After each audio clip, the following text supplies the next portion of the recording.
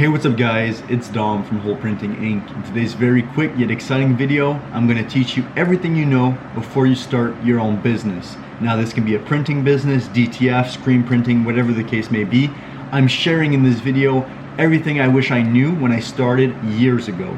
So hopefully you'll find this video very insightful, take some notes, and let's go step by step. In today's video, we're going to be covering tips, tools, and lessons I've learned after being years in the printing industry. Like I said, my name is Dom, I own Hole Printing Inc. I've been in the printing industry for years and I help you on your printing journey. The number one tip I have before you even consider starting your own business is to know exactly where you're heading to. This might sound cliche, but making a business plan, even if it's only a one-page business plan, laying out your goals, 50 years, 25 years, 10 years, 5 years, 1 year, 6 months, 1 month, 1 week, and a one-day goal.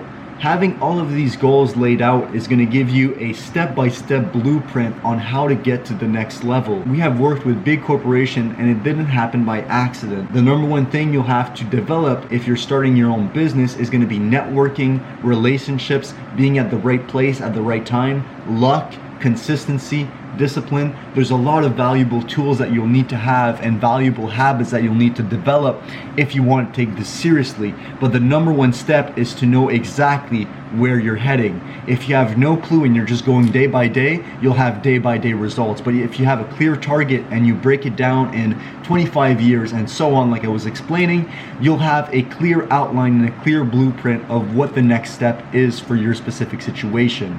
So that would be my number one tip. Make sure you know exactly what your end goal is. If you want to become the next Vistaprint, Printful, if you want to become a big corporation when it comes to printing, you need to know that before you even start. So your business plan will change as you evolve. You might want to become the next big printing company right now, but in a few years that you've been doing this and your business plan changes and your vision of your future changes, you might want to scale down. There's no problem with that. You might want to have only a few employees, have a small print shop, focus on quality, focus on corporate contracts, focus on individuals. Your business plan might change, but it's very important at the beginning to be as specific and even set some dates. I want to hit this amount of revenue by this date at this hour. The more specific you can become, the better your results are going to be. So be specific, know exactly where you're heading to, and don't worry, it's going to change, but at least you know the first steps. You're going to go through a lot of unexpected changes when it comes to your vision of what the printing industry is. At the beginning, you'll have uninformed optimism, and I'm not too sure. I think I'm taking this from Alex Hermosi that has said this a few times. Every single business looks amazing until you're about 6 months to 1 year in it. Then you're like, oh my God, I know nothing about this business.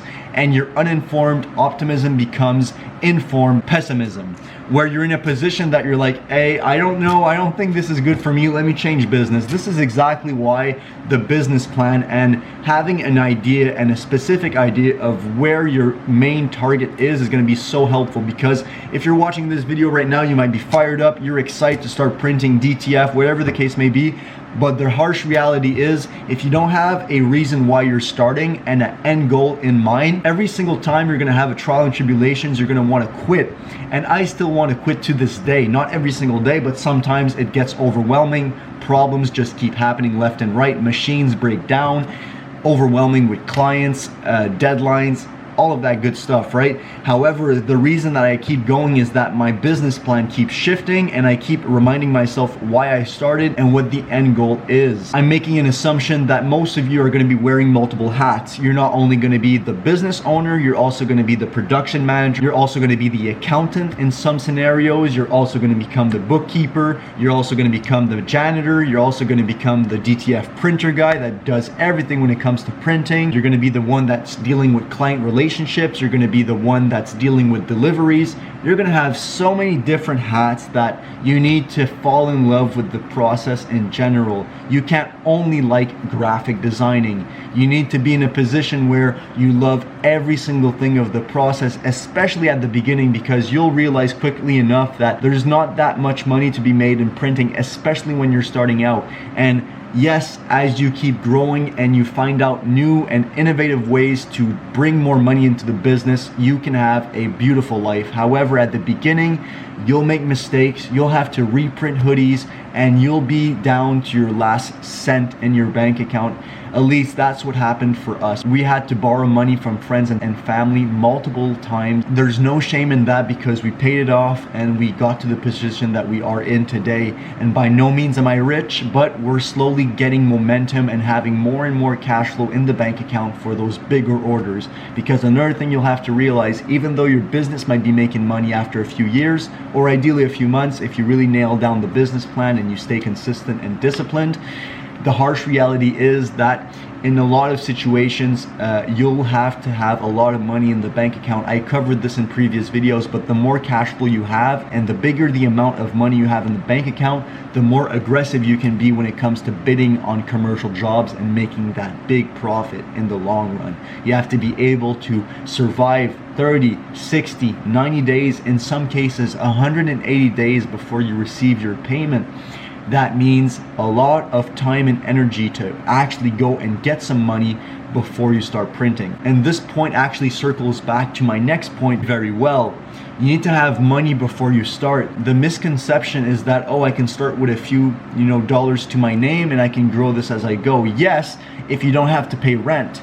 If you don't have kids and people depending on you, yes, you can start. If you're still living with your parents or your family, yes, you can start. However, realize that you're putting stress on them financially by not supporting them, because let's be realistic. If you start your printing journey, in most cases you'll have to buy materials, buy equipment, have money in the bank account for big orders, and be able to buy those orders, especially that you won't have credit when you start. You're not going to be dependable for a few months to a year or so. So people in your surrounding or where you're living have to understand, accept, and most of all support you in that decision. If not, most likely you're going to have to get a part-time or full-time job and work printing on the side. And this is unfortunate, but this is the harsh reality. Printing is not going to make you money at the start, so you need to account for that. Ideally, have a lot of money in the bank account before you start so you can start bidding on big orders and start the flow of money as soon as possible. So if you're hooked on starting your business, this video was by no means to discourage you, just to give you the realities of starting, what I wish I knew before I started. I'll make more videos like this very soon to give you some more insights, and basically just so you have a better tool belt before you start. Now, if you are in DTF printing and you're thinking about getting your own DTF printer, make sure you take a look at the first link in the description. It's the DTF private membership. We basically take your hand and we guide you through all the trials and tribulations that DTF have to offer. Trust me, DTF printing is harder than it looks, and having experts by your side make the journey so much more pleasant and so much less stressful. So make sure you take a look at that first link in the description if you want to join the private DTF membership. I'll give you a call and we'll see if the membership is a right fit for you. A bonus tip, if you made it to the end of this video, make sure that once you're sold on starting your own business, you do everything I laid out in this video. You have your business plan, you realize that you're going to be wearing multiple hats, you have a bit of cash in the bank account, and you're ready to start with success. My number one tip for you guys to get those big contracts is going to be to make a bunch of free samples. Let me give you an example. Let's say you have a local company in your area and that company is Amazon. They have a nice facility and you feel like, hey, it would be cool to make their shirts or their hoodies. Amazon is a harder example. You can still try it even though the likelihood of success is low. That's why you're starting a business. So what you do is you take a bag. You can buy blank tote bags on a bunch of different sites, but you get a tote bag, ideally the same colors as the brand. So in this case, it could be brown like the Amazon boxes, it could be white, it could be black, doesn't really matter. And then from there, if you have a DTF printer, you simply print out a DTF transfer, you apply it on the custom tote bag, and then you'll have the Amazon logo on that tote bag. You then take a t-shirt, a high quality one if you want to impress the HR executives in that establishment. Print a Amazon DTF transfer, you slap it on the t-shirt, you make sure the quality looks good, it's the best t-shirt you ever made, you fold up that t-shirt very nicely, you slide it into the tote bag, and then from there you head out to Amazon itself in your local town and you drop out that bag. Ideally try to get a meeting with a decision maker, and from there you're going to be able to at least have your foot in the door.